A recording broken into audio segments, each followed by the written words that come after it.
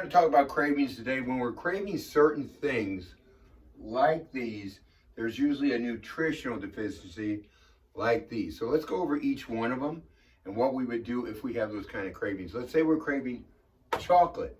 That's usually a magnesium deficiency.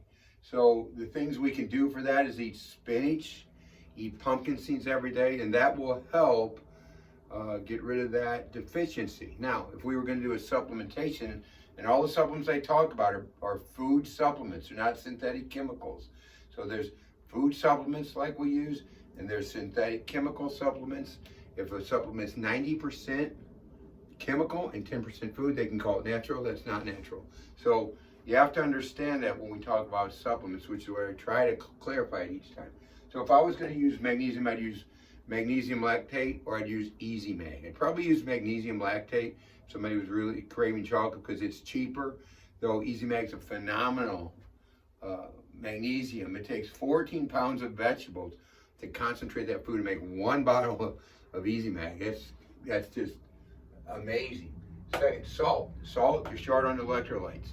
So what would you do for that? Celtic sea salt. Now, not table salt. That's only got 4% of the ocean's minerals. Not pink salt. That's got 18% of the ocean's minerals. But Celtic sea salt. And the best is Selena. Selena, she makes her salt with such care. We've heard a lecture. We know her. We're going to hear a lecture again in April. Her salt is second to none. And so Selena Celtic sea salt is when we use. What we do if we're supplements, if we needed to supplement it more, we'd use electrolytes. So I do a lot of long distance bicycling, which a lot of you know.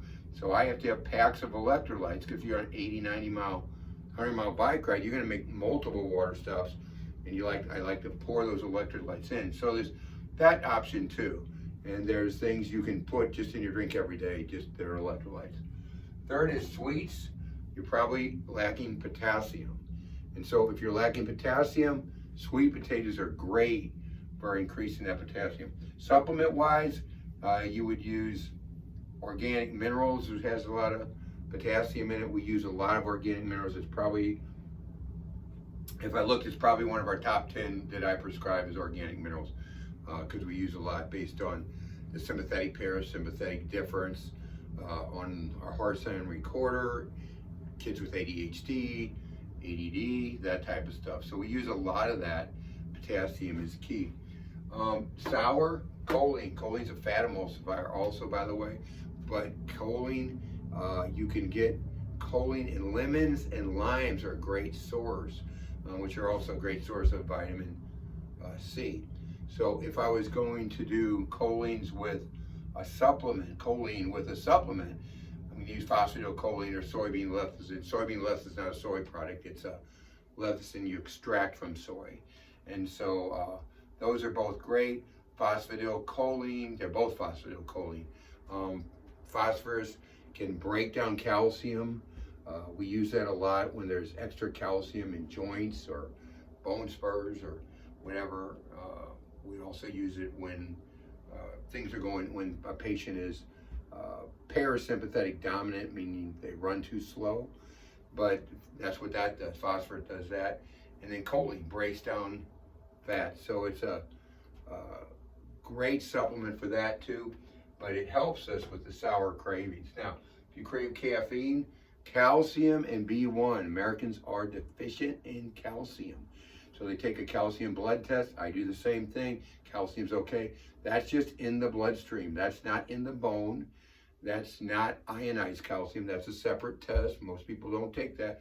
But that's what, when you're deficient in caffeine. And B1, you know. So the supplements we would use for that, calcium would be calcium lactate, converts to calcium bicarbonate in only one step. And that's the most efficient calcium. Now, if we're using calcium for bone, that's different. So if we were wanting to do something with B1, we'd use B-Core because B-Core's got more B1 and B4, food product again, but it's got all the B vitamins.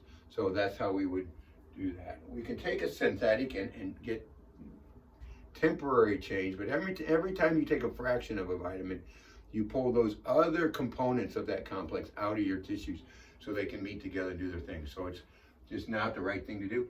If you crave fats and oils,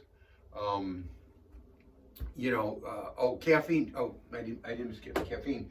Caffeine also you can drink if you're craving caffeine, calcium. You can eat yogurt, and that will also help you out. The last one is fats and oils, and that's going to be A, D, E, and K. That's what you're missing. The best source is going to be fish oils.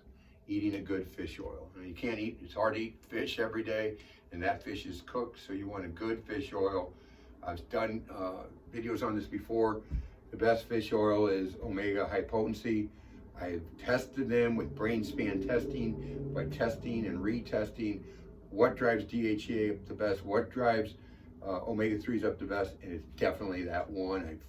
I've tested all kinds of oils. So that's how you stop some cravings if you're having some cravings. Very simple. Most things come down to nutrition. Shortly I'm going to do one on if you take certain medications, what vitamins are being depleted by those medications. So, okay, until next time, reclaim your health, reclaim your life.